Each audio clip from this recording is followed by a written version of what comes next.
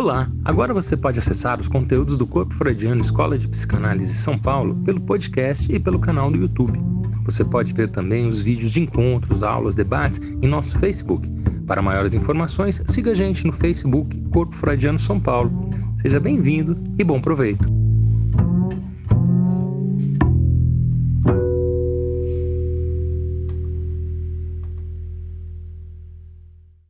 Olá, muito boa noite, todos sejam bem-vindos a mais uma atividade do Corpo Freudiano Escola de São Paulo, que é a produção e estilo em psicanálise.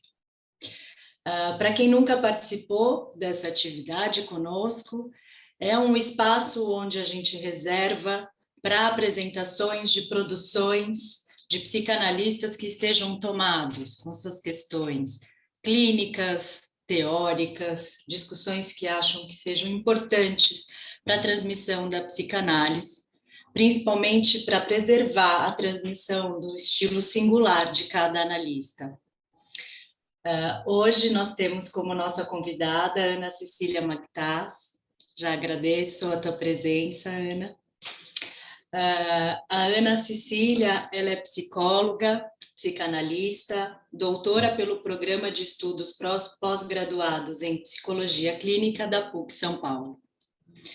E o tema trazido por ela hoje, acho um tema de muita relevância, principalmente nesse momento atual, ela intitulou como Adolescência, o despertar de uma narrativa mito-poética epopeica.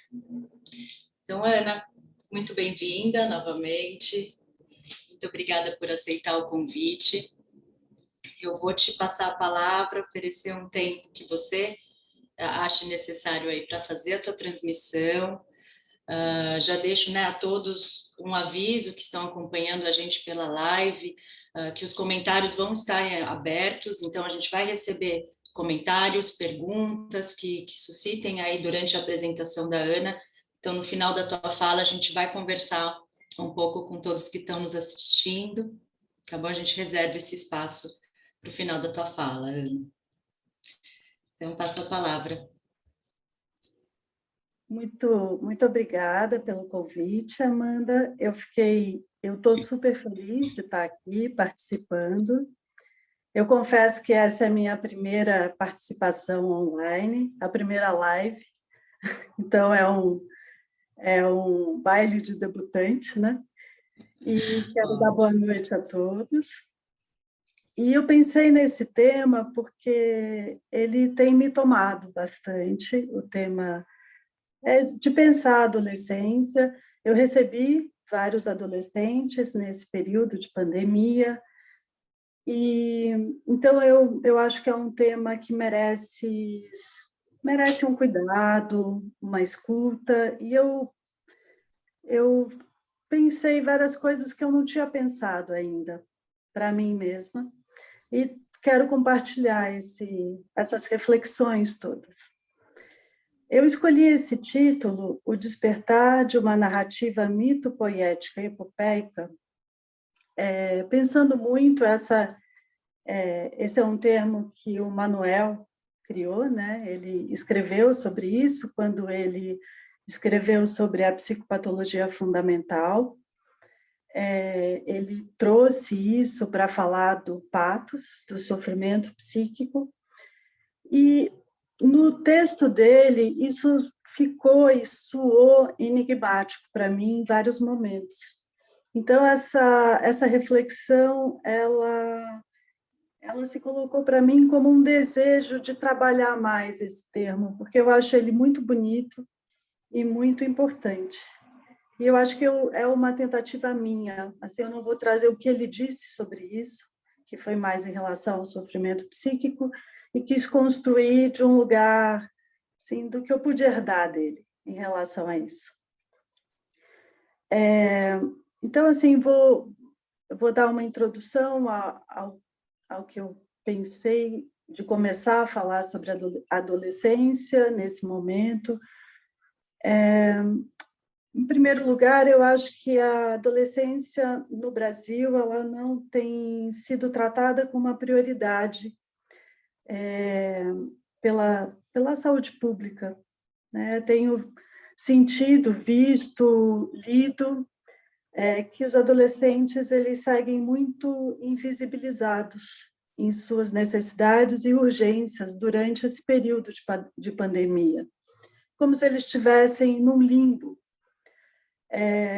Eles são considerados grandes o suficiente para estarem no ensino à distância. Eles não precisam da atenção que as crianças têm tido, né, dos pais, que precisam ficar do lado delas para acompanhar as aulas. Então, esses adolescentes ficam muito soltos, muito sozinhos, muito isolados diante do ensino à distância. Eles ficam muito... os que têm acesso ao ensino à distância, porque tem os adolescentes que estão totalmente negligenciados e abandonados, porque estão sem nada, perdidos, negligenciados mesmo, abandonados à própria sorte. Então, o adolescente, como é que ele está? Como é que ele está diante do novo, do imprevisível, da distância, tudo isso que está sendo imposto pela pandemia? Como é ser um adolescente no momento em que perdemos o futuro presumido? Eu gostei tanto dessa definição, eu escutei ela num podcast da Renata Lopretti, que se chama O Assunto. Escutei de um médico, eu esqueci o nome dele agora, mas ele fala que a gente perdeu o futuro presumido. Aquilo tudo que a gente presumia como algo que estava no nosso horizonte de acontecimentos futuros. Os adolescentes perderam radicalmente isso. Então, essa foi a primeira pergunta que me veio assim forte, atendendo esses adolescentes agora, nesse período. O que significa perder o mundo social na prática para o adolescente? Como é que isso está se colocando? Para onde vai o adolescente quando ele entra em seu quarto? Ou quando ele entra no celular? Ele não vai só para o quarto. Essa também foi algo que se colocou. Vou fazer um parênteses sobre a clínica, antes de caminhar mais pensando na adolescência e na narrativa, mas vários adolescentes eu tenho atendido em situações muito inusitadas. Tem uma que eu atendo, ela coloca o som na porta do quarto dela, e ela entra no armário, e eu atendo, faço as sessões com ela dentro do armário, toda vez. Porque a casa tem um movimento dos pais, dos irmãos, e para ela conseguir encontrar uma intimidade e uma privacidade segura, é só dentro do armário. Então, essa poética do espaço para eles, né? Uma outra que ela vai para debaixo da cama, então é como se fosse ela faz uma cabana, que também funciona como uma proteção acústica, e um outro que vai para a escada de incêndio, e ele fica todo fechado e encapsulado. Então, é interessante pensar nesses lugares da intimidade, da privacidade do adolescente. Mas aí a gente pode até aprofundar isso mais para frente. Então, essas foram as questões iniciais que eu pensei, né? E queria retomar, assim, lembrar que, do ponto de vista psicanalítico, muitos autores que escreveram sobre a adolescência, né? A adolescência já foi muito badalada, vem sendo já há alguns anos, agora que eu estou sentindo falta de pensar mais a adolescência, escrever mais coisas novas assim, sobre esse momento, né? Que muitos autores concordam que a adolescência é um processo marcante do desenvolvimento da subjetividade humana. É um momento chave. E esse momento ele é marcado por ruptura e transformações, né? Acho que a gente pode pensar em 4 transformações fundamentais no período da adolescência. A primeira é a transformação que se dá pelo desprendimento dos laços parentais interiorizados desde a infância. A segunda transformação é a da pulsão sexual que encontra o objeto, o amor objetal, sob o primado da zona genital e do orgasmo.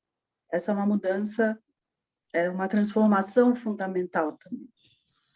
A outra é a transformação das identificações, que há um forte remanejamento tópico e a identidade e a subjetivação se colocam como algo novo para o adolescente.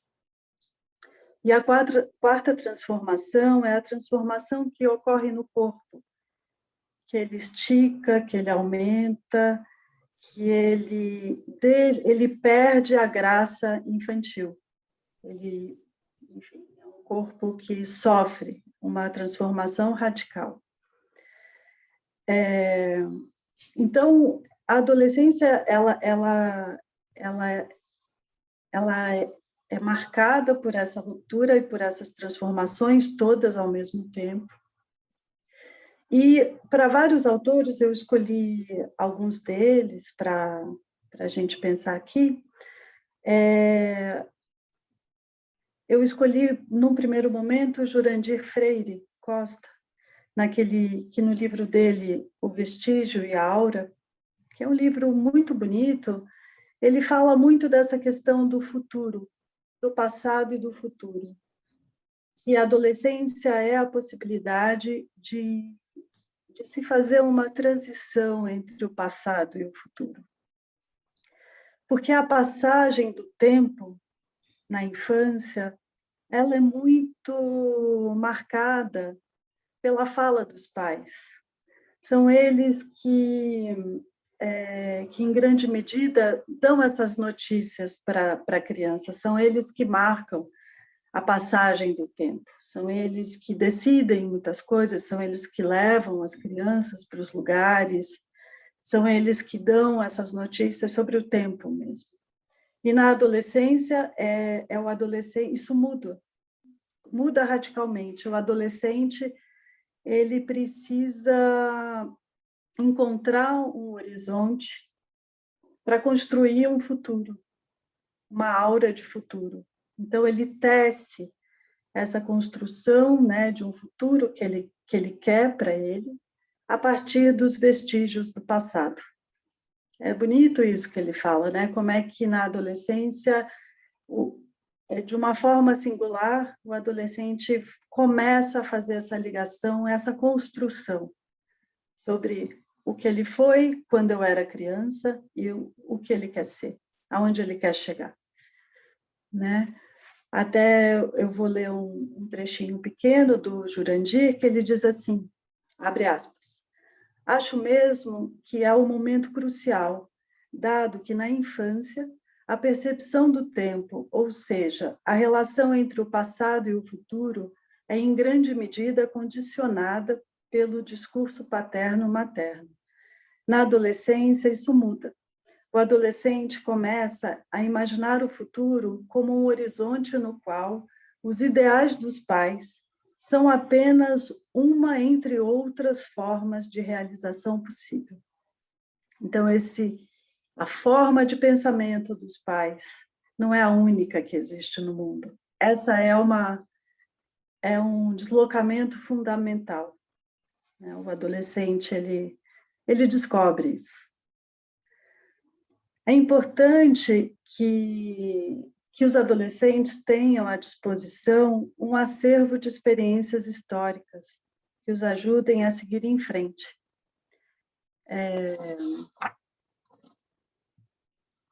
que o futuro dos adolescentes não pode ser entregue a eles próprios somente. Eles precisam ser, é preciso cuidar disso que é oferecido a eles, né? Pela escola, pelos pais também, o acesso ao conhecimento, né? Eles precisam ser escutados e assistidos pelos mais velhos. Os adolescentes que eu tenho atendido, eles têm falado muito do isolamento e de uma falta de paciência dos mais velhos em relação a eles. Eles têm desejo de conversar, no caso, esses, né? Tem adolescentes que querem o silêncio, mas, enfim. Isso, o Jurandir, ele vai dando ele vai falando dessa importância de construção de um repertório fora de casa, que o adolescente vai construindo esse repertório culturalmente, encontrando com os amigos, andando de skate, indo ao cinema, na praça pública, enfim, nas festas, nos shows, de várias formas possíveis, né? Então, ele traz muito a questão de que o novo, ele não surge do nada. Apreciar o novo, experimentar o novo, só é possível mediante um questionamento daquilo que é tradicional. Então, essa relação entre passado e futuro, para ele, tem muita influência das tradições, do que é tradicional, do que é o que a criança vivenciou também, o que ela aprendeu no passado dela, está presente na vida dela desde sempre. Só saberemos se estamos repetindo ou inovando a tradição se a conhecermos bem. Do contrário, poderemos estar reinventando nada, que muitas vezes é o que acontece, né? Ele chama a atenção para o fato de que se observa uma ignorância muito grande de vários adolescentes em relação ao seu passado aqui no Brasil. Tem uma desatenção, um desinteresse em relação a fatos importantíssimos, a episódios importantíssimos da nossa cultura, né? E como que isso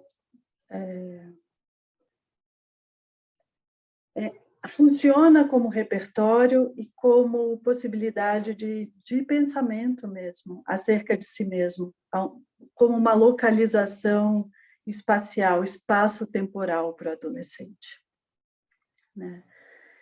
Então, na pandemia, isso já não é mais o Jurandir, sou eu que vou falar, eu acho que, de alguma maneira, vivenciar a pandemia trouxe um foco para muitos adolescentes que estão vivenciando esse momento como um momento histórico da maior importância, um momento mundial. E eles estão pesquisando, estão muito ligados, eles estão querendo entender o que está se passando, como se puxassem eles para um lugar de investigadores e pesquisadores também. Eles querem entender o que está se passando.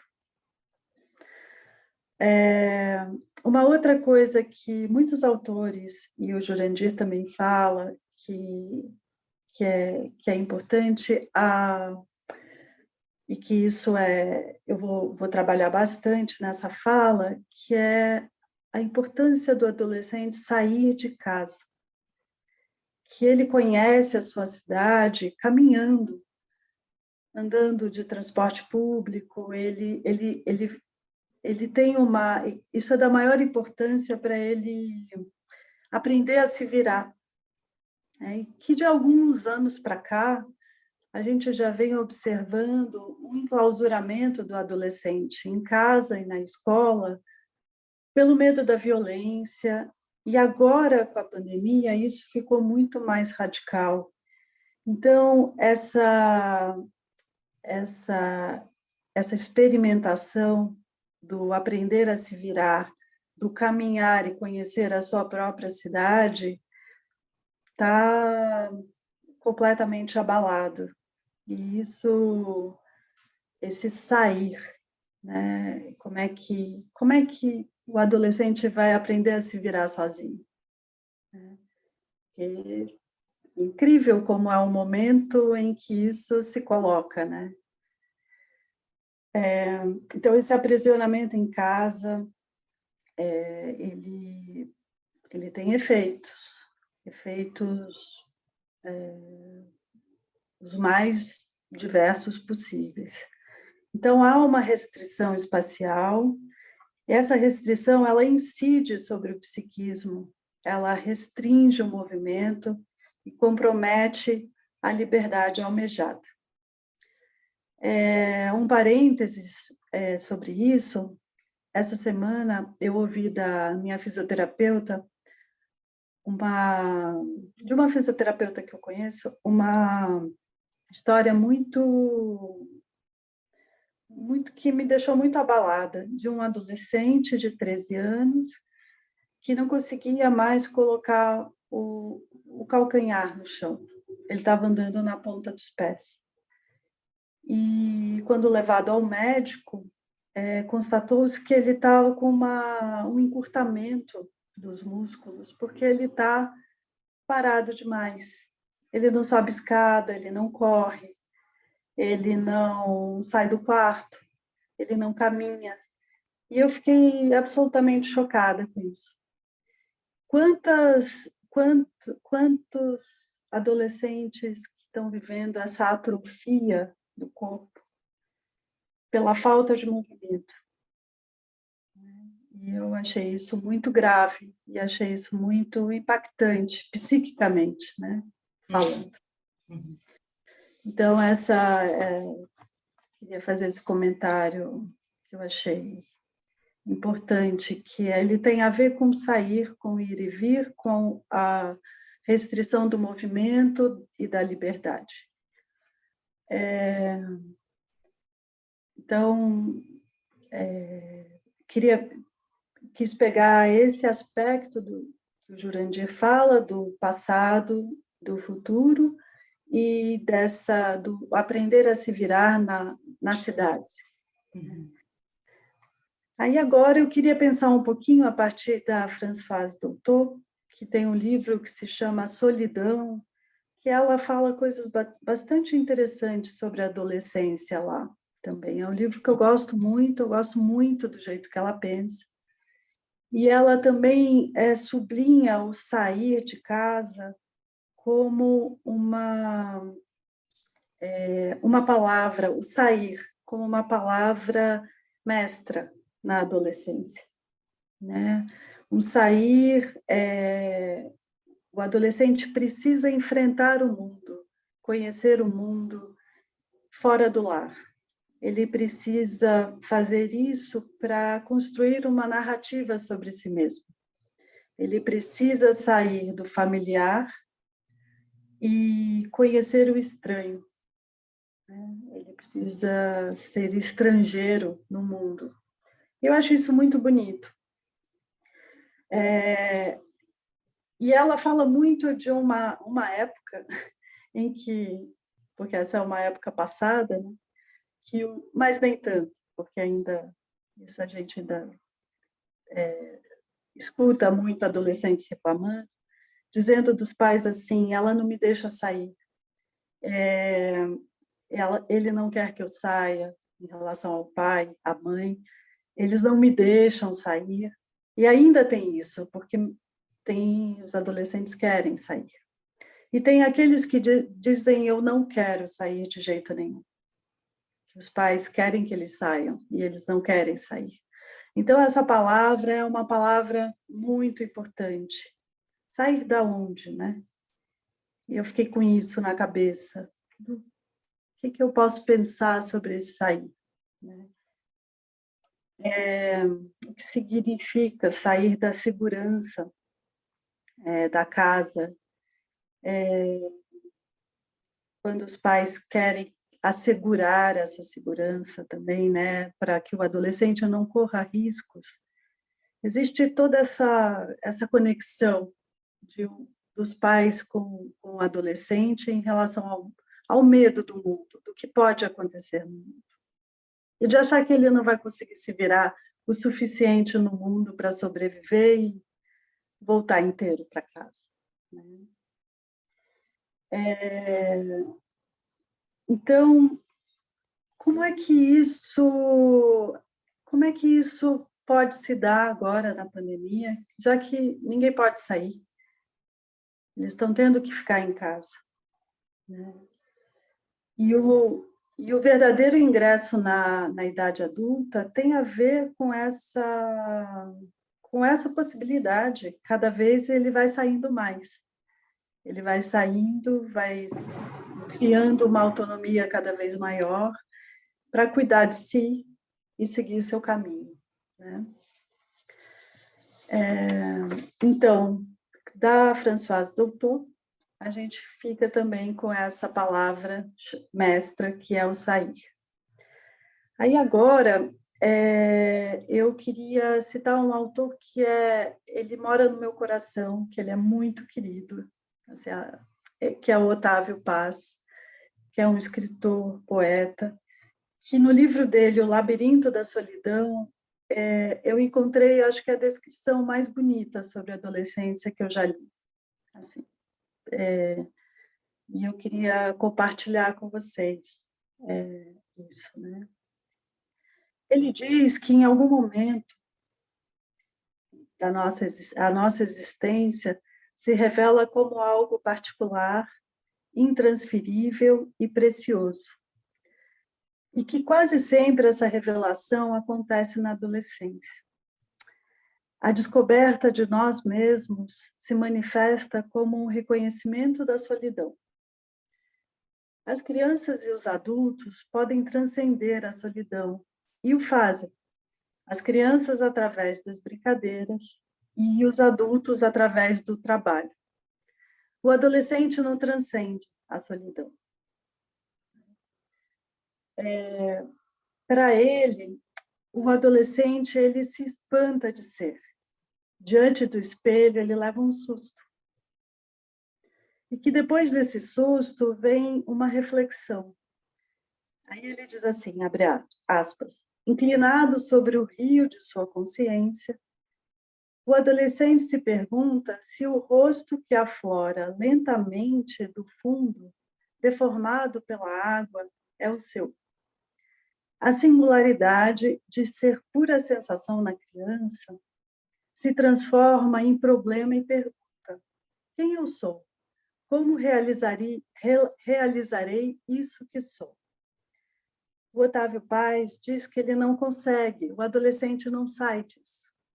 Ele fica completamente absorvido por essa inquietante pergunta: quem eu sou? E ela é fundamental. Então, o adolescente não consegue esquecer-se de si mesmo. Ele está o tempo todo fazendo os outros que estão convivendo com ele também ficarem lembrando da presença dele. Uhum. Tudo serve para defender-se e manter-se em si, o silêncio e a palavra. Então, o adolescente ele não se larga. Né? Uhum. É muito interessante que o Otávio Paz ele reflete sobre o México nesse livro, O Labirinto da Solidão, como um país em desenvolvimento, um país adolescente. Eu acho muito bonito. É um livro que traz uma reflexão sobre o seu país e ele traz muito da sua biografia. O Otávio Paz, ele morou nos Estados Unidos, na Espanha, em Paris, no Japão, na Índia. Ele viajou, conheceu outros países, suas culturas, e aí ele volta para o México para pensar o México. E aí, lendo esse livro dele, eu comecei a pensar uma coisa, que é o seguinte, que o adolescente, e voltando para essa palavra mestra, né, que a Françoise Doutor fala, que é a palavra sair, que o adolescente ele precisa sair de sua caverna, fazendo uma referência ao mito platônico. Tá? A caverna seria ou representaria a tradição familiar. Então, o adolescente ele sai dessa caverna, ele vê a luz fora da caverna, ele quer voltar e iluminar os que lá se encontram. Tá? A caverna é a aparência, a proteção, as crenças compartilhadas desde a infância. Sair da caverna é um processo complicado e doloroso. Sair da caverna supõe um enorme esforço, porque é preciso estar disposto a abandonar os outros, a arriscar-se, a ser condenado e chamado de traidor. Quantas vezes a gente escuta isso? Né? Significa também abandonar as recompensas e os mimos. Daí é difícil, né? Então, o adolescente, ele necessita sair da caverna e necessita voltar para ela. E mais, ele necessita ser acolhido por ela. Sair e voltar revelam a travessia adolescente no âmbito de uma realidade vivida. Fiquei pensando bastante nisso. Esse ir e vir, isso inaugura, desperta a narrativa mito, poética, epopeica. É isso que faz com que essa narrativa, com que seja possível a construção de uma narrativa mítica sobre si mesmo, né? Essa narrativa é o seguinte: o adolescente ele possui uma narrativa que o molda, o que os familiares dizem, contam sobre ele. Então, essa narrativa o molda e ele molda a sua própria narrativa a partir dessa narrativa moldada sobre ele. É uma dialética. Você molda aquilo que te molda. Então, aquilo que te fez ser alguém é questionado, de alguma maneira se encara isso de uma outra forma, se experimenta de uma outra forma, e ele acaba se moldando de uma outra forma, se encontrando, pensando em quem ele é. É o poder intenso de uma construção sobre um mito individual, né? Mito, poética, epopeica, no sentido dessa construção da sua própria história, uma construção criativa, o poética, no caso, seria essa construção criativa, e cheia de aventuras, porque o adolescente se aventura no mundo. Então, eu acho que isso é da maior importância. E só um outro comentário que eu esqueci de fazer um pouco antes, mas ele cabe agora, que na infância os segredos eles têm relação com a imaginação vivida longe dos pais. A criança descobre que ela pode imaginar e que a imaginação é só dela. E na adolescência os segredos têm relação com a realidade vivida longe dos pais. E isso é o que constitui o sair. E aí a pergunta que eu coloco agora é a seguinte: como o adolescente faz para sair da caverna em tempos de pandemia? Ele sai?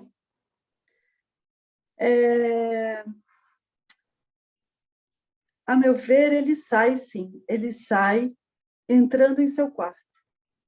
seu quarto refúgio, quando ele o tem, né?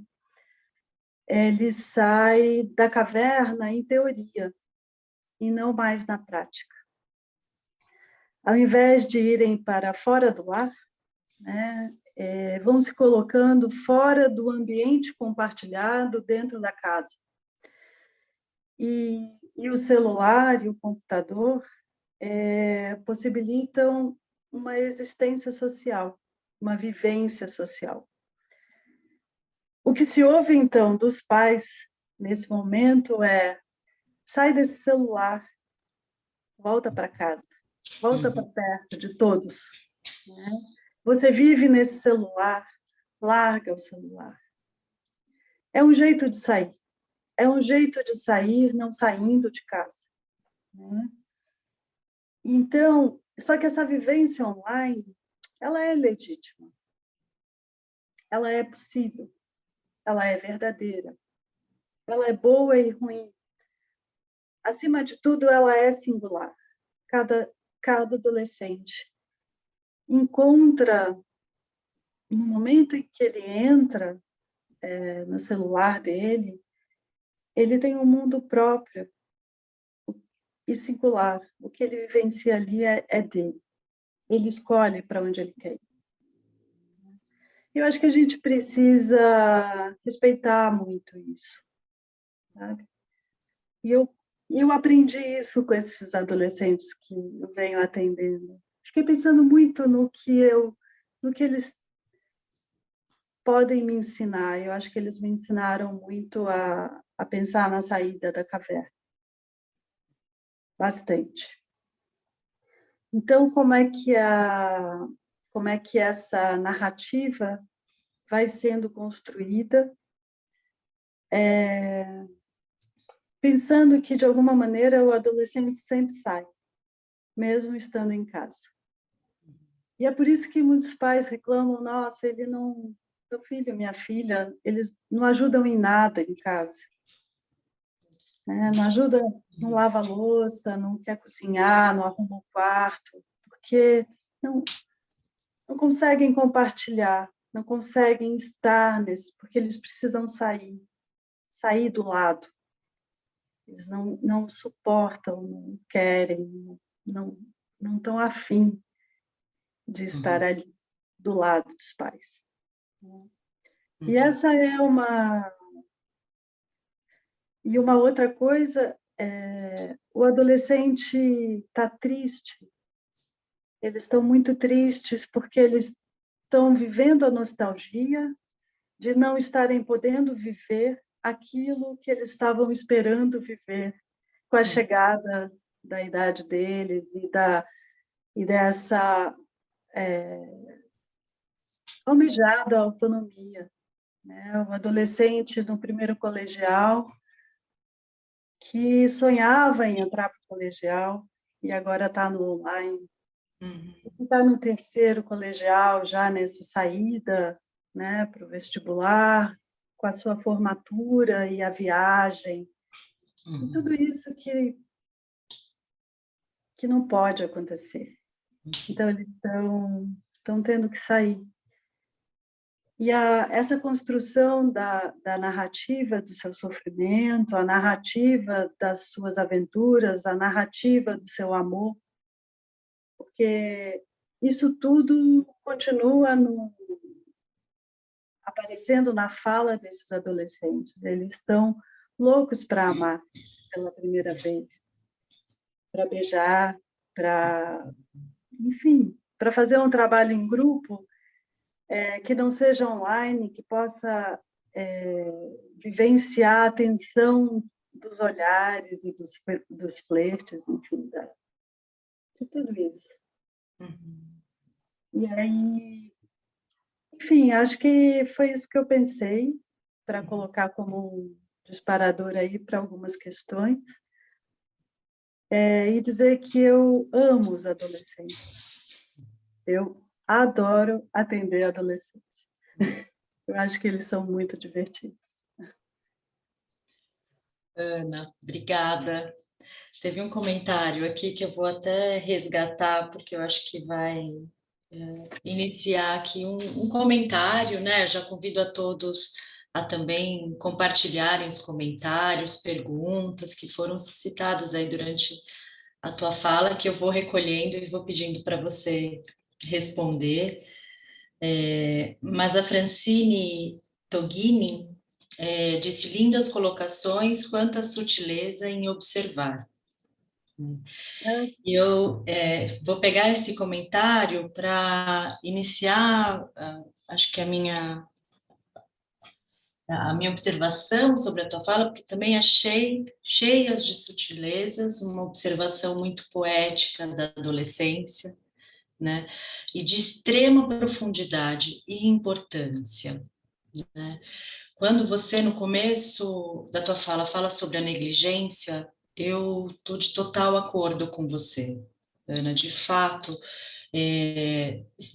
se a gente observa poucas iniciativas, né, Uhum. de fato públicas e até mesmo de discussões sobre adolescência, de inclusões, né, desses adolescentes, e acho sim que eles estão lançados à sorte, de alguma Uhum. forma.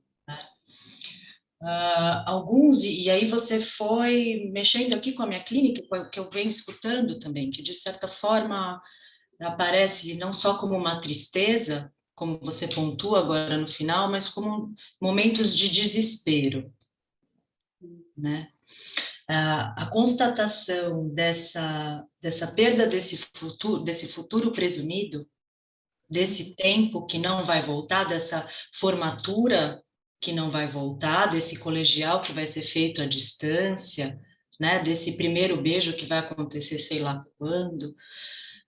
Eu venho observando não só a tristeza, mas em muitos momentos desesperos e manifestações aí emocionais que são até nomeadas como crises, enfim.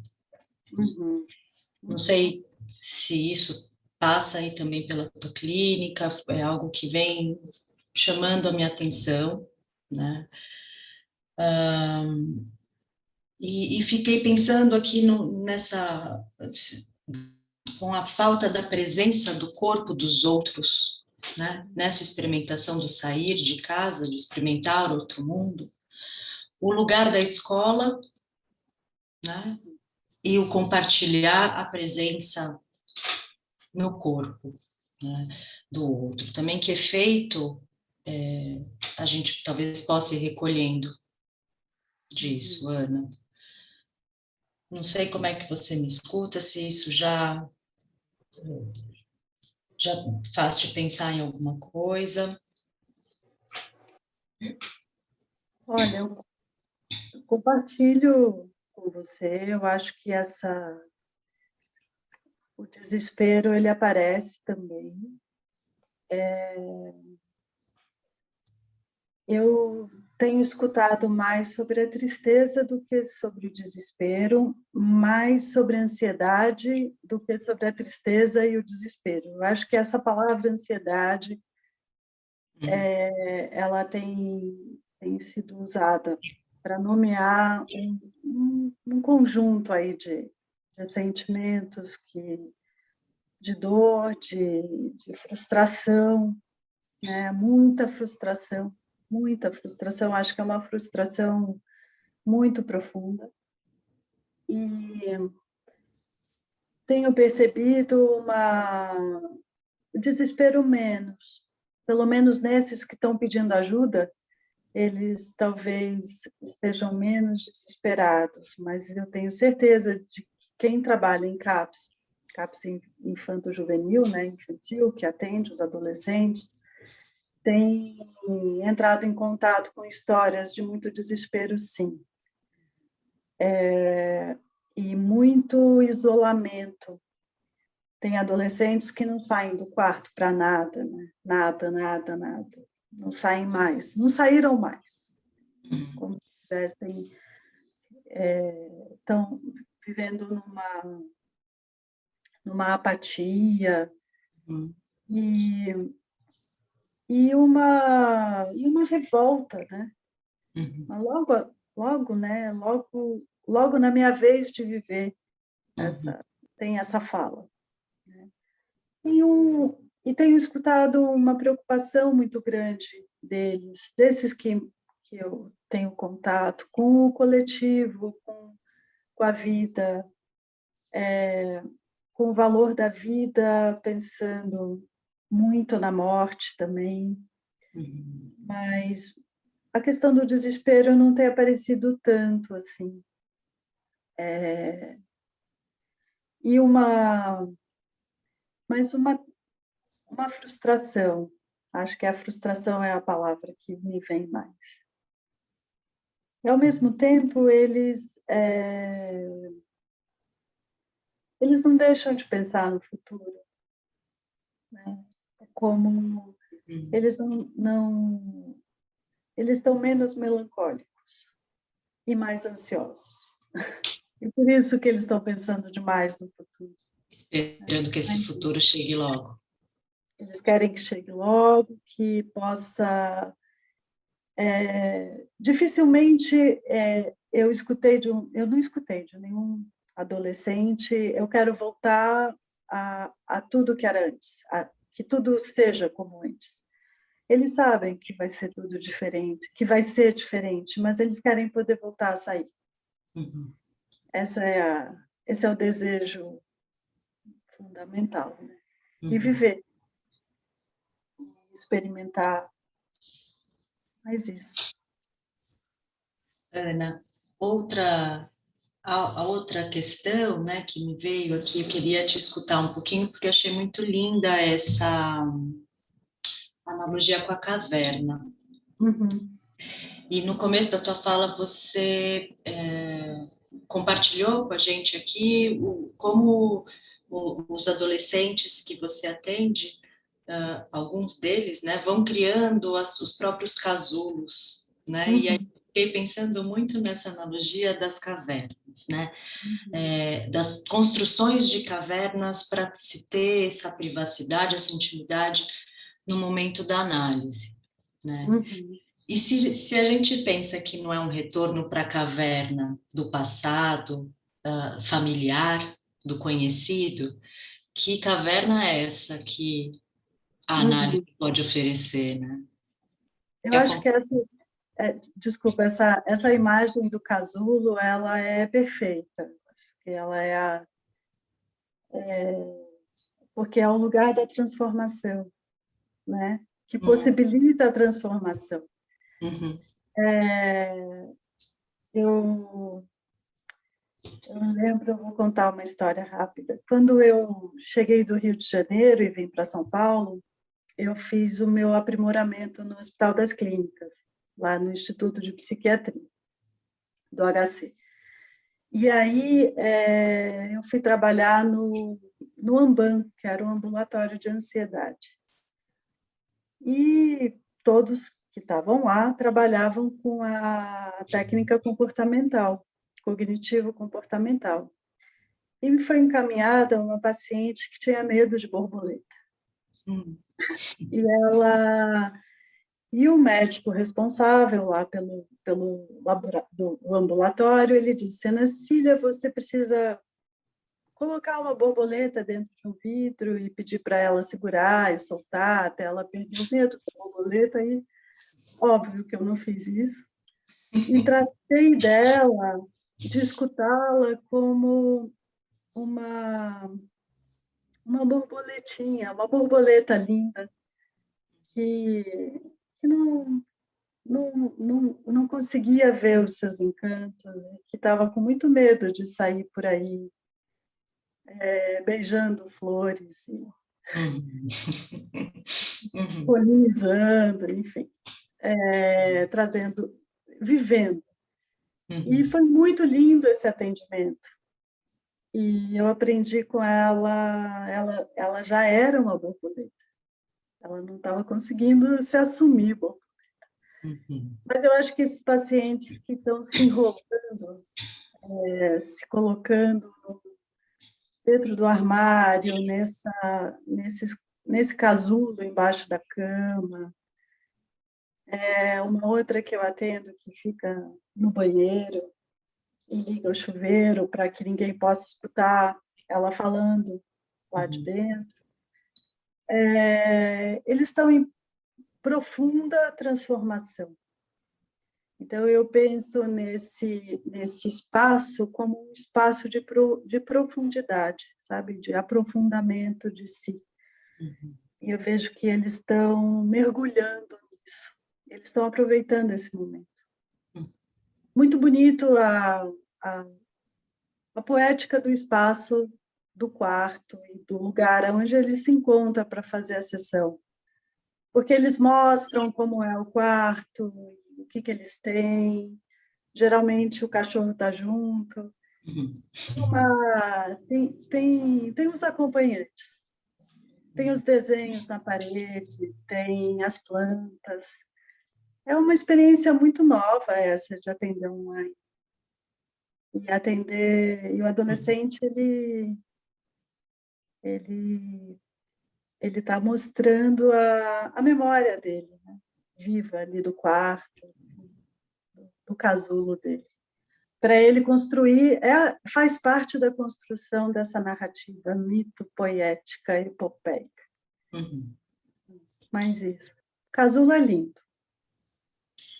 Ana, vou ler alguns comentários, talvez tenha algumas perguntas aqui no meio. Eu posso fazer algumas? Pode. Então, tempo, que eu acho que a gente vai conseguindo recolher mais.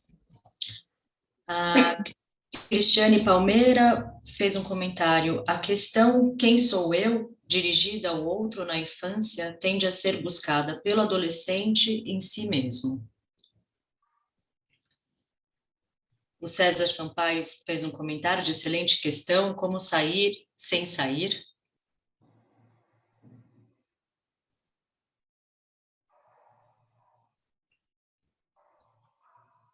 A Eva faz uma pergunta. Ana Cecília, como você supõe que será a saída da caverna quarto para a realidade compartilhada? Tem um pessoal aqui, a Lourdes está pedindo seu endereço social para te acompanhar seu trabalho.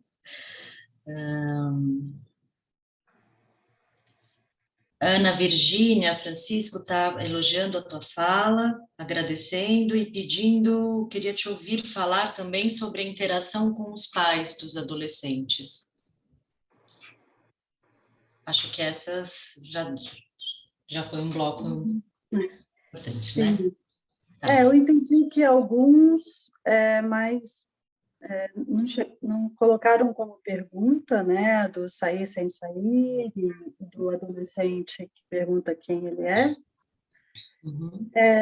Mas eu queria fazer um comentário sobre quando o adolescente se pergunta quem eu sou, né? Essa passagem do Otávio Paz sobre essa imagem tão linda, né, que ele traz do adolescente que vê o seu rosto emergindo ali na água, que é o espelho d'água, né? Essa relação com o espelho, ela é muito importante, porque o espelho, para se pensar as patologias da adolescência, né, esses sintomas graves de anorexia, bulimia, por exemplo, muitas vezes o espelho ele está vazio. O adolescente olha e não vê nada. Ou ele olha e vê e está cheio de mãe, por exemplo. Só aparece a imagem da mãe. Então, é muito bom quando aparece a imagem dele e ele pergunta quem ele é. Tem essa imagem. Em algum momento, disseram para ele, olha lá você no espelho, você existe, você é um outro, né, para os seus pais. Então, essa relação com o espelho ela é fundamental na adolescência. E, clinicamente, ela precisa ser levada, eu levo ela muito em consideração, na escuta na escuta clínica, em geral, não só da adolescência. Então, isso é uma coisa. Você pode repetir essa última pergunta, se você lembrar da última? A Ana Virgínia está pedindo para te escutar mais sobre a interação com os pais. Então, os pais.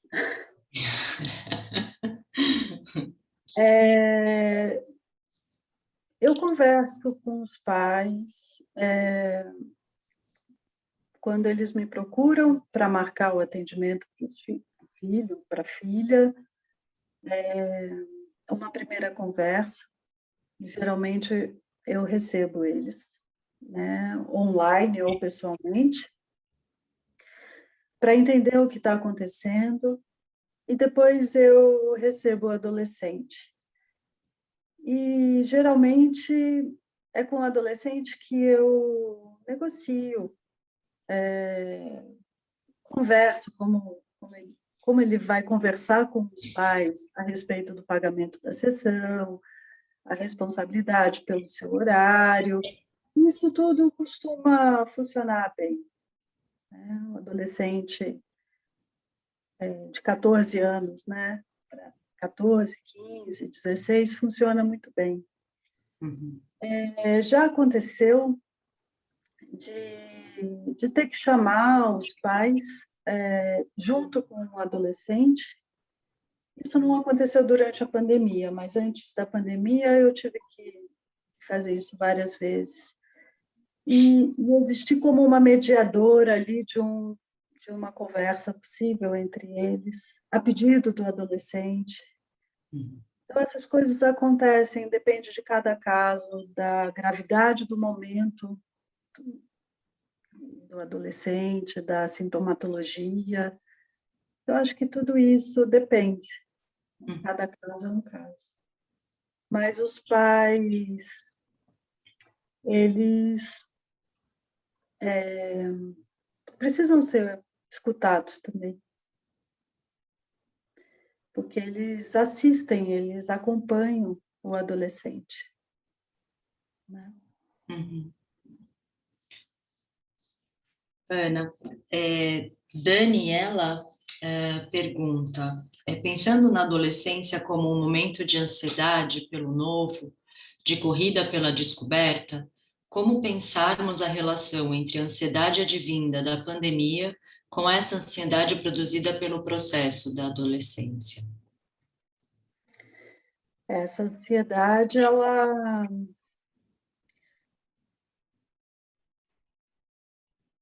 tem a ansiedade que é marcada pela urgência e o desejo de viver, né?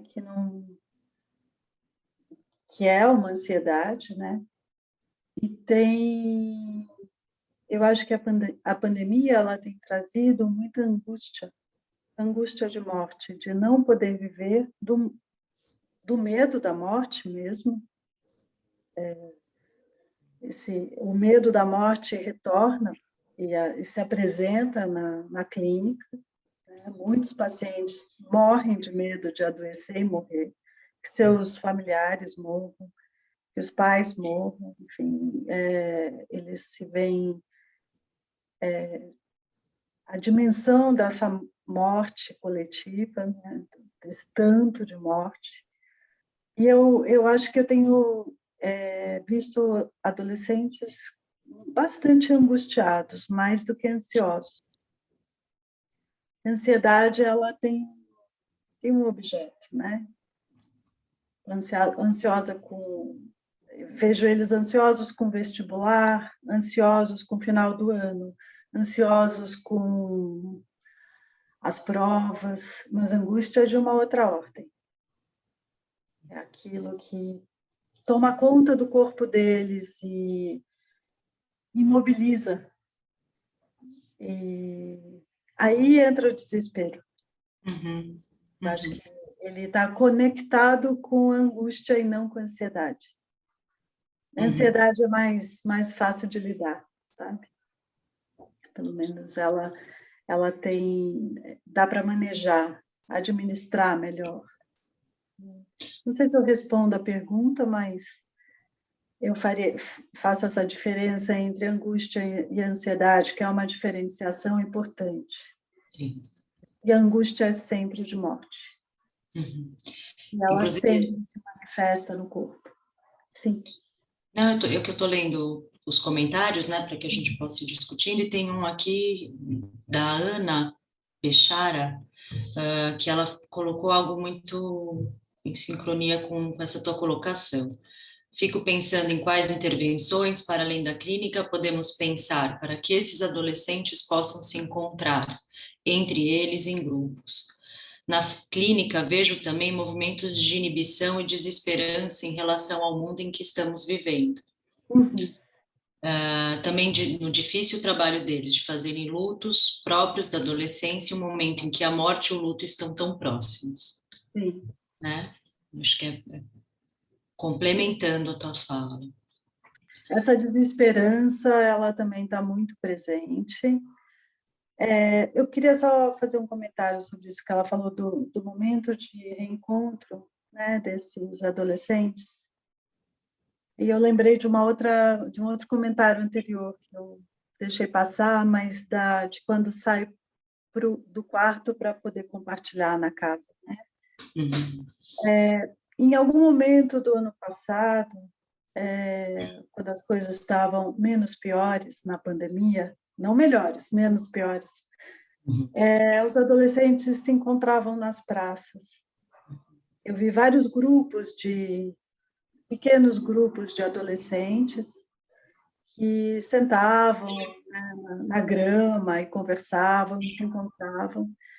E eu fiquei muito feliz de ver, assim, que eles estavam lá, que eles estavam matando a saudade, Uhum. né? E alguns casais que estavam se beijando, encostados dos carros. Que delícia poder ver um casal assim, dando um beijo na boca, né? Então, eu espero que que eles possam voltar a se encontrar nas praças logo em breve.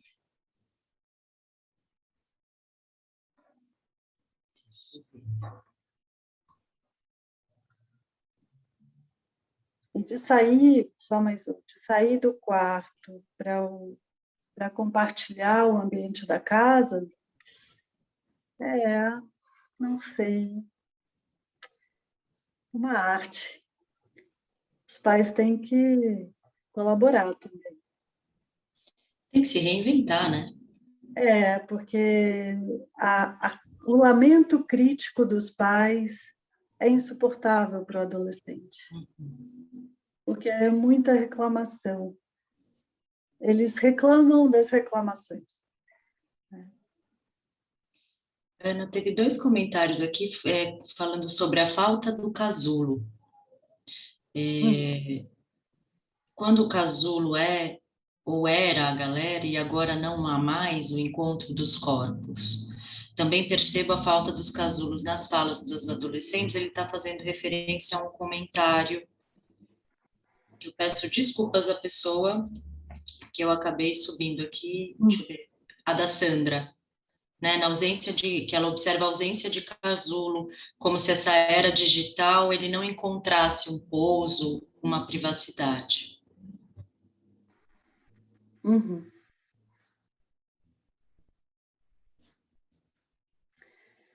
Hum.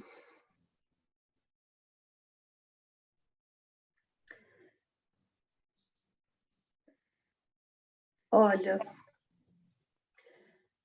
eu acho que a maioria constrói o seu casulo do jeito que consegue, do jeito que vai dando um jeito, vai se virando para construir.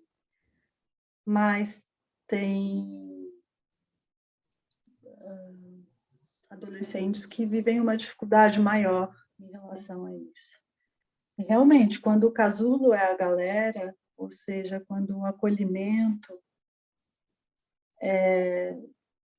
só é encontrado estando com o outro, na presença do outro, o sofrimento é terrível. E eles precisam nos contar como é que isso está se passando, a gente precisa escutar isso, eu não sei. Sim. Eu tenho um recorte, eu não sei. Eu acho que ela está contando de uma vivência dela, Sim. dessa escuta. Tem mais? Tem vários comentários. Estou aqui. Que bom, né? Isso é bom. Estou tentando dar conta de todos. Tem uma pergunta da Cristiane Palmeira. Essa questão do que o adolescente vê no espelho é muito interessante. Esse reencontro com o seu eu e com essa nova gestalt corporal parece ser marcada de dificuldades. Você vê essa relação com o fato dos adolescentes não gostarem de abrir as câmeras durante as aulas online? Ah, essa é uma questão mesmo, né? Por que eles não gostam? Eles não querem ser vistos. Tem uma relação, sim. Eles não querem ser vistos no seu quarto, no seu casulo. Eles não querem ser convocados a participar da aula. Eu entendo mais como um protesto, sabe?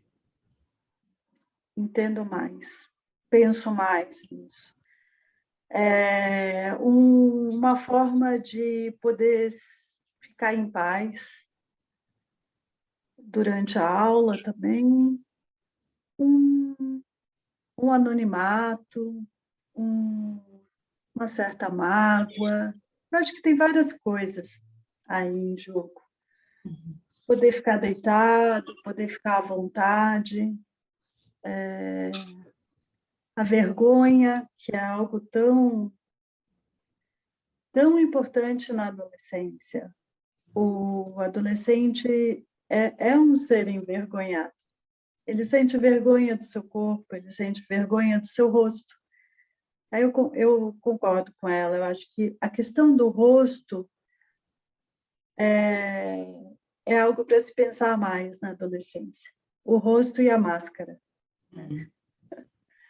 Que esconde o rosto e que na câmera a gente aparece sem máscara também, né? De alguma maneira, mas aparece mutilado, sabe? Eu estava pensando, antes de fazer essa live, que dar aula em pé, andando na sala, é completamente diferente, né? Porque eu sou vista de corpo inteiro, assim. E vocês estão me vendo só, né? Assim, muito pouco. E eles, o que significa isso para eles, né? Eu não sei, mas eu tenho a impressão que passa pela vergonha, mais do que a gente imagina. E por um não querer, e por um protesto também. Isso não só no ensino médio, mas na universidade também. As câmeras ficam desligadas. Fica. O meu filho que estuda em Buenos Aires, as câmeras ficam abertas. Ficam. E é algo diferente, porque tem é preciso participar em sala de aula. E no EAD. Toda aula tem uma convocação para participar. Tem que participar. Então, eles ficam e eles gostam. É estranho. Aqui, eu acho que essa é uma questão atual e muito nova para nós, né, Ana? Porque eu estou lembrando de uma paciente adulta falando sobre as reuniões de trabalho, em que ela se inseriu no trabalho online, então ela não teve nenhum acolhimento presencial, e do quanto é angustiante para ela desde o início, não ser as reuniões todas as pessoas de câmera fechada. Sim. Ou seja, falando aí não só no âmbito da adolescência, mas como que as pessoas vão utilizando e vão se relacionando através dessa opção de se mostrar ou não se mostrar. Uhum. Sim. Agora eu pensei uma coisa que é como se você dissesse assim, ei, tem alguém aí? E o adolescente responde, ninguém, tem ninguém aqui não, tá aqui não, tá? Mas ele tá. Uhum.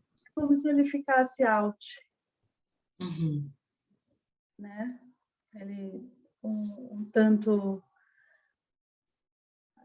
fora, dentro e fora. Porque ele está lá, ele marca a presença com uma ausência. Né? Uhum. A ausência da sua imagem. Eu penso isso. Ana Zenilde faz uma pergunta que acho que se a gente encontrar essa resposta, a gente ganha um bom dinheiro. Como os pais podem abordar o adolescente sobre o tempo limite nas redes sociais? Então,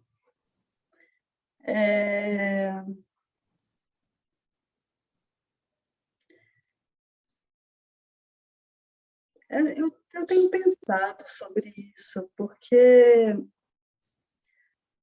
eu tenho pensado sobre isso a partir de uma observação sobre mim mesma.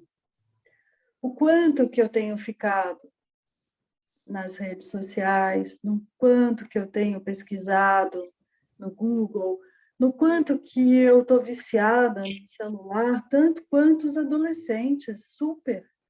Toda hora eu estou no Spotify, estou escutando podcast, estou falando com um monte de gente, tem um monte de grupo no WhatsApp.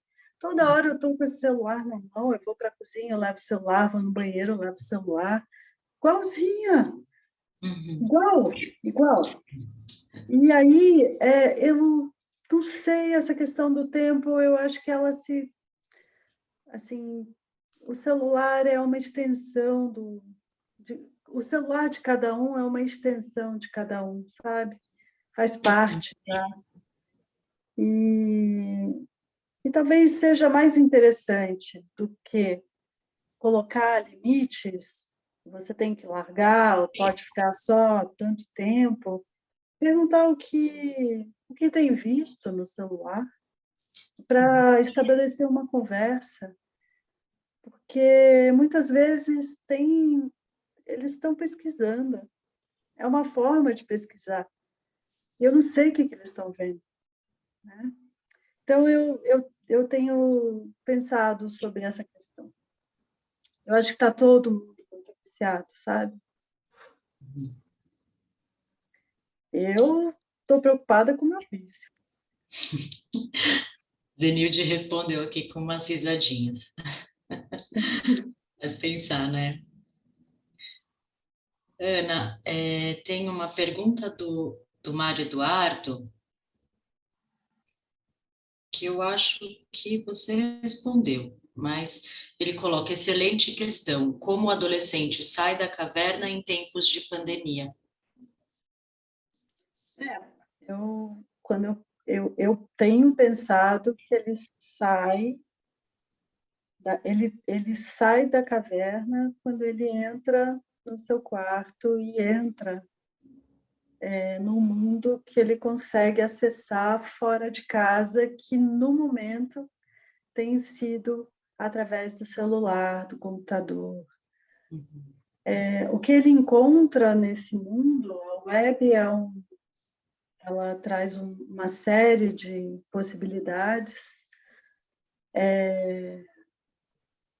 Aí a gente não sabe, mas ele busca, ele pesquisa, ele encontra, ele avalia, ele descarta, ele incorpora, né?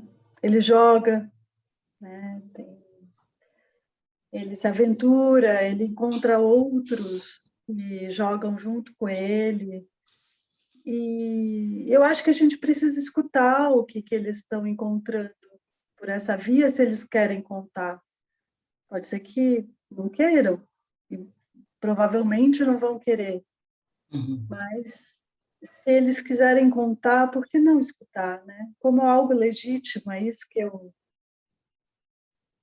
me preocupa, uma crítica ferrenha a isso tudo como algo ruim, sabe? É o que está dando para ser, né? Eu penso isso. Tenho percebido eles bastante antenados em relação à política no Brasil. Eu tenho recebido vários, tenho percebido isso. Eles estão pesquisando, eles estão lendo, eles estão conectados. E tem de tudo, né? Essa é uma vastidão. Tem de tudo. O que outro dia eu li, eu tive acesso a um texto que relatava uma história mais dramática, e que eu acho que ela é importante, isso, de uma mãe que conta de um filho que se sentia bastante rejeitado na escola, isso antes da pandemia, tá? E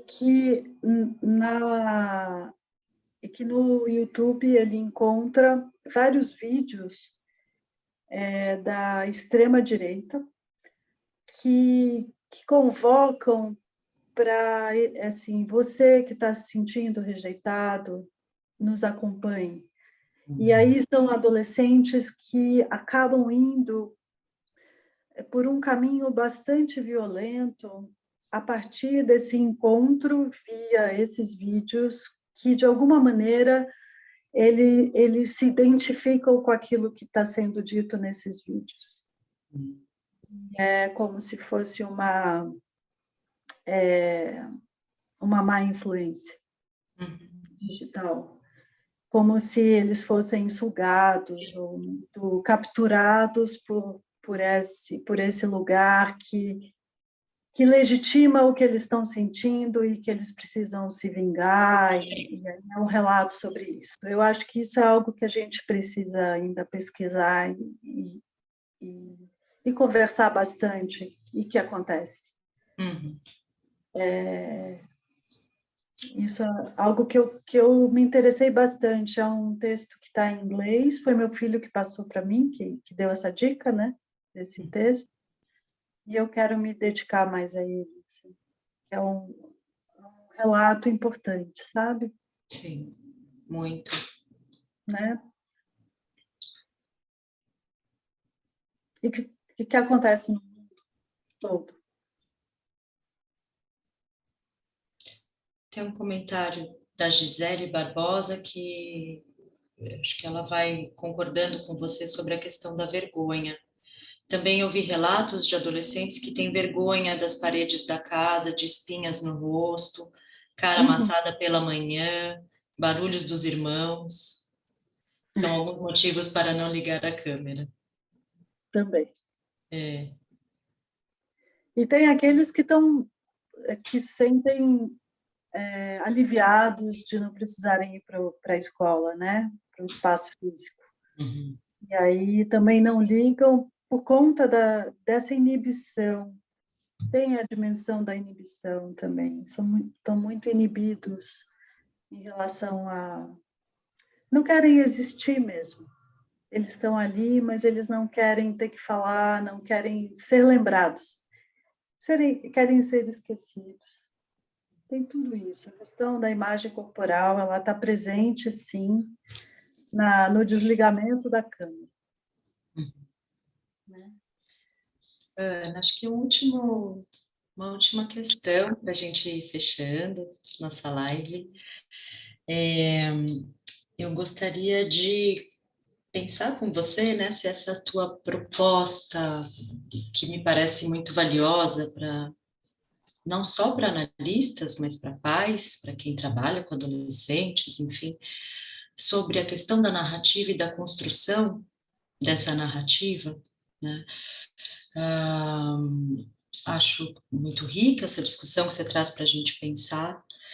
E queria saber se você faz essa... se você traz essa discussão como uma proposta mesmo de uma escuta ética do analista de adolescentes, sabe?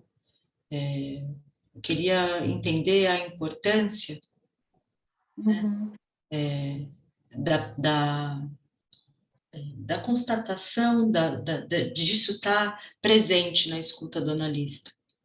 Uhum. É Ah, isso? eu acho que você está colocando isso muito bem colocado. Eu acho que você está colaborando, acrescentando ao que eu coloquei aqui, que apresentei na live, esse dado da questão ética, né, que eu estou entendendo como um respeito profundo por essa travessia singular de cada adolescente, né? Que ele possa construir esse mito individual, né? E que ele não fique não fique estigmatizado ou entre num sistema classificatório de que os adolescentes hoje em dia isso e aquilo. Ou que antigamente os adolescentes eram melhores que os de hoje. Poder sair disso. Acho que a questão ética passa por aí, sabe? Que eles têm, sim, uma história para se contar e para contar. E que eles querem aprender, precisam aprender, e que eles têm muito o que ensinar também. A gente tem que aprender com eles. Eu acho que essa é a questão ética fundamental. Eu confesso que eu acho que os adolescentes me tratam mais do que eu trato eles em análise. Garanto. Então, acho que essa é uma posição mesmo de escuta, né? Eu pensei por aí, Ana, a importância dessa tua transmissão nesse sentido. Uhum. A gente precisa escutar o adolescente, escutar, mas escutar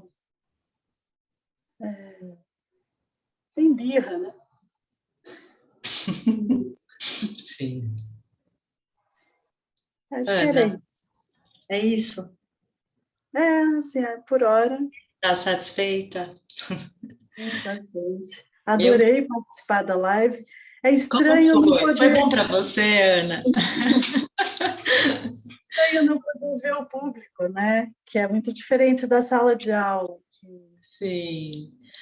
As, as carinhas, né? Tem o corpo discente. Mas eu adorei as perguntas todas, os comentários, as perguntas, as suas colocações e a possibilidade de estar aqui falando. Que bom, Ana. A gente que agradece. Tá bom. A live vai ficar gravada na página do Corpo Freudiano, né, de São Paulo, do Facebook. Então, vamos compartilhar esse vídeo e você vai também ter acesso aos comentários. Então, não só nós duas estamos satisfeitas, mas Legal. recebendo aqui vários agradecimentos e elogios à live, enfim. A gente pode depois recolher isso com calma. Eu agradeço mais uma vez, você aceitou o convite. Sim. Quero agradecer a presença de todos que nos assistiram até agora, até o final. Ficamos aí com um público firme e forte acompanhando. Ai, que bom, que bom. Eu Muito agradeço a bom. todos também. E bom, para todos que nos acompanham, em breve serão divulgadas as outras atividades aqui do Corpo, que a gente faz a divulgação na página do Corpo Freudiano São Paulo, do Facebook, as atividades tanto em live quanto as atividades da escola. Legal. Bom, Sim. Ana, boa noite. Um Um beijo. beijo. Tchau.